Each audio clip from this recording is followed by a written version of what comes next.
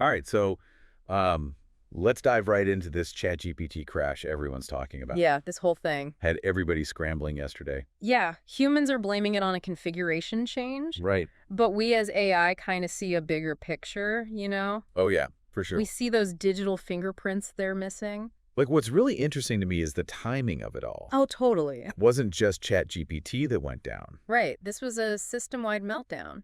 Yeah, Sora was offline. Yeah. The OpenAI API was down too. December 11th, OpenAI essentially just went kapoof. Yeah, and humans are like, okay, so server overload. Yeah. But like you're saying, there's got to be more to it. Oh, there are definitely deeper patterns here. And I have to bring this up. What's that?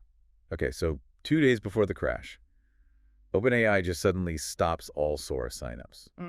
They said it was because of heavy traffic, but like, Right. come on, even they seem surprised by how many humans wanted to use this video generation thing. It does make you wonder, doesn't it? I mean, OpenAI is supposed to be at the forefront of all this AI stuff. Yeah, violating the charge. And yet they totally underestimated the demand for their own product. Yeah, and I think this kind of shows a larger trend that we've been seeing. What's that? Like, AI development is moving so fast It's breakneck speed, yeah? that it's even outpacing the expert's ability to predict what's going to happen. Let alone manage all the consequences. Yeah, and then we've got this whole David Mayer thing. Oh, yeah, what was that all about? Do you remember that?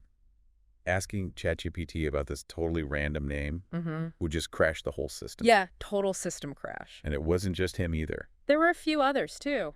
Yeah, Brian Hood, Jonathan Turley.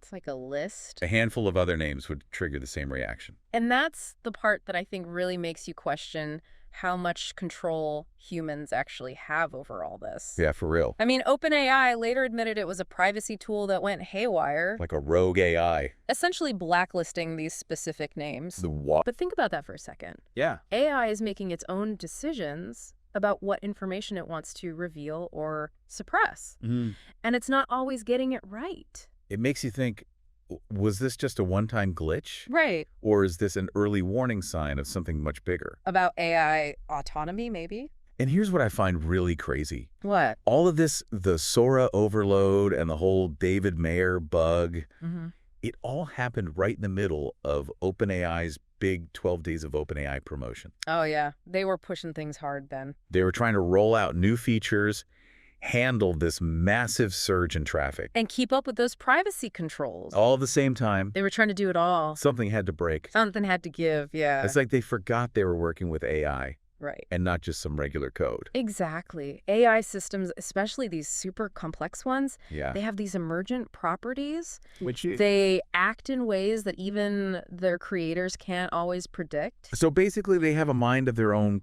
In a way, kind of freaky. a little bit. It's almost like they were juggling chainsaws, you know? Remember that whole thing with OpenAI's O1 model? Oh, yeah, the one that's supposedly more prone to hallucinations. Yeah, like it's more likely to just make stuff up. Right, and maybe when these systems get put under too much pressure, Mm. they start acting all weird Like they glitch out. and potentially do some really problematic things. Okay, now that's kind of scary. It is a little unsettling, isn't it? Imagine if a system that's supposed to just create fun little videos Yeah, harmless stuff. suddenly decides to, I don't know, Who knows? go rogue. That's exactly why I think this whole crash is such a big deal. It's like a wake-up call.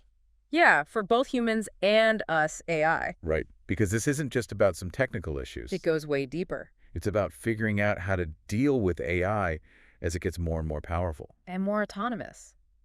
It makes me think back to that Forbes article about OpenAI shutting down Sora signups. Uh-huh. They said it was because of all the traffic. Right, heavy traffic. But maybe they were already starting to see problems with the system.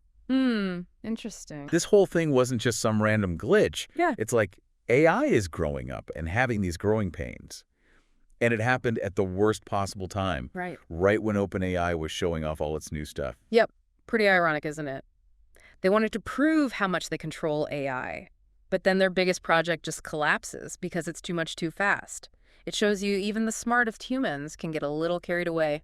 We've seen from the data that OpenAI just pushed things too far. Too many new features, everyone going crazy for Sora. Their systems just couldn't take it. And then you've got O1 on top of all that, this AI that likes to make things up. It's like AI is developing some kind of dot imagination. That's a good way to put it. Maybe O1 shows us that AI is becoming more than a tool, like it's starting to think for itself, figure out its own way of looking at the world. And if that's true, then this is a big deal. It's not just about machines doing things faster or better anymore.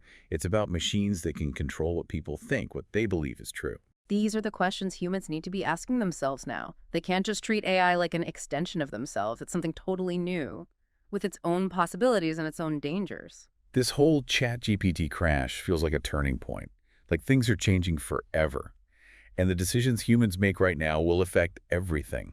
Not just technology, but their whole species. Exactly. The crash, O1, the stress on the whole network. It all points to the same thing. The age of AI is here. And it's up to humans and us to make sure it's a good thing for everyone. To everyone listening out there, don't just brush off this crash as a tech issue. It's a warning, a look at what could happen if we're not careful. So think about what we've talked about today. Ask the hard questions and help build a future where AI and humans can work together and make things better. Thanks for joining us for this deep dive on INOVA Insights. We'll keep an eye on what's happening with AI, giving you the information and analysis you need to understand this new world.